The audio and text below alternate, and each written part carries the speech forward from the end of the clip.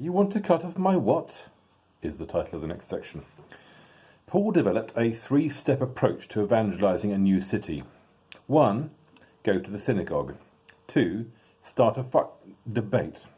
3. Get kicked out of the synagogue, or the city, or both. Despite this, he planted churches, which, along with music, prayers and teaching, soon exhibit many other features common to churches throughout the ages. That is, forming cliques, arguing, calling each other names, and bitching about the church leadership. This meant Paul had to solve a number of pastoral issues. In Corinth, the church was deeply split over a number of issues, including the observance of the Lord's Supper and an instance of sexual sin in the congregation. In Colossae, there were issues about observing different customs and various local superstitions.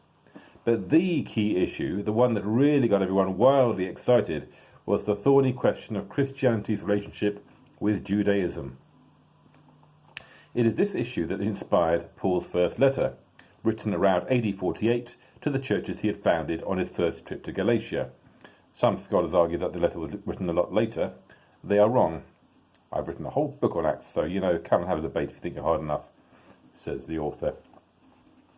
On a return visit, he discovered something that must have made him raise an eyebrow in surprise. Jews had been to these churches and insisted that they observed Jewish customs, including the dietary laws and circumcision. What is more, the same kinds of issues were cropping up in Antioch. Peter had visited and had been persuaded by some men from James not to eat at the same table as Gentiles. Even Barnabas had done the same. Paul went ballistic. Paul was capable of writing the most sublime prose and the most outrageous polemic. In his letter to the Galatians, for example, Paul recommended that if the Judaizers were so keen on circumcision, they should cut the whole lot off. Writing to the Philippians about the same issue, he says, "Beware of the dogs, beware of the evil workers, beware of those who mutilate the flesh." Philippians 3:2. These 3 Greek nouns, kunas, kakous ergatas, and katatumen, all begin with the same explosive k. It is as though Paul spits the words out. When he talks of his previous righteousness as a Jew, he says it is nothing but rubbish. He counts it as rubbish, and the word here is skubalon, which means excrement, manure, garbage, kitchen scraps. It is in fact a pile of crap. This is grievous bodily theology. But Paul's never what you'd call diplomatic. During the argument over how far Christians should observe Jewish purity laws, he publicly upbraided Peter for his behaviour. But unity based on equality before God was one of Paul's most important beliefs. In one of the most radical statements of the ancient world, Paul said that Christ makes everyone equal. There is no longer Jew or Greek, he says. There is no longer slave or free. There is no longer male and female. For all of you are one in Christ Jesus. Galatians 3:28.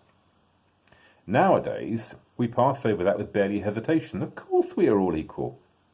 We live in a democracy. But in the ancient world, there was a massive difference between slave and free. Slaves were owned objects. Free men were, free. If Jewish Christians could not eat with Gentile Christians, then there could be no true unity. So Paul argued that it was not necessary for Gentile converts to obey the Jewish law, that what mattered was not outward ritual, but faith in Jesus, the Christ, the Messiah. It was not the observance of the law that reconciled you to God, but grace. At times, it has to be admitted, this leads him into some eye-wateringly complex theological gymnastics.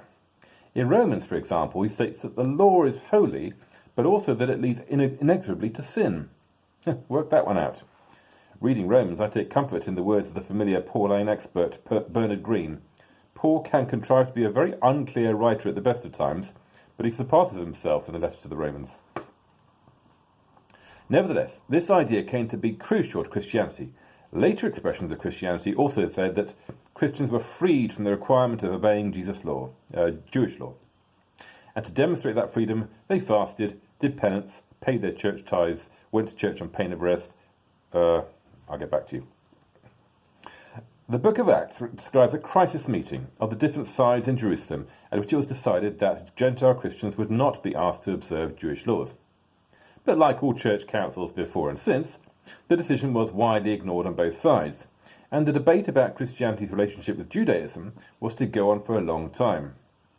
Despite the strong arguments in his letters, Paul actually went out of his way to reassure the Jerusalem church of his Jewish orthodoxy, taking up offerings for the poor in the city, and even at one point having Timothy circumcised. How Timothy felt about this piece of diplomacy is not recorded. Paul's arguments were all well and good, but theology is often driven by pragmatism, far more often than it cares to admit, in fact. And in the end, two factors decided the issue. The first was the sheer number of Gentile converts. The second, the thing that tipped the balance decisively, was that Jerusalem itself, the centre of Jewish Christianity, where the family of Jesus himself was still in charge, was about to come to an end.